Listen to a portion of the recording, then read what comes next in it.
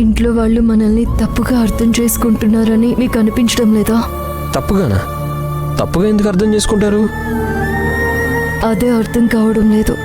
అత్తయ్య గారు సీరియస్గా ఉన్నారు. నాతో సరిగా మాట్లాడడం లేదు. నాకు తెలిసి అత్తయ్య గారికి ఫోన్ చేసి చెప్పలేదని కోపడ్డారనుకుంటా. అది కాక ఇంటి కోడలు ఇంత లేట్గా వస్తే ఏ అత్తయ్య ఊరుకుంటుంది?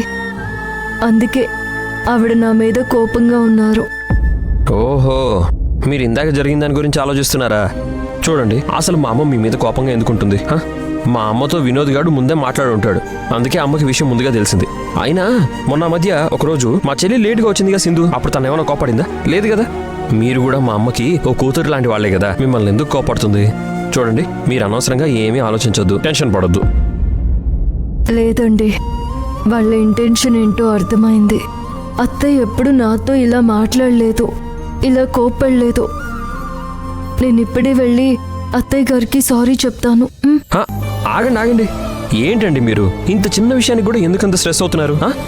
వాళ్ళు ఏమీ అనుకోరు. ఇప్పుడు మీరు వెళ్ళి సారీ చెప్పారనుకోండి, అప్పుడు అనుకుంటారు. చూడండి, నా మాట నమ్మండి, మీరేం టెన్షన్ పడకండి, రిలాక్స్ అవ్వండి.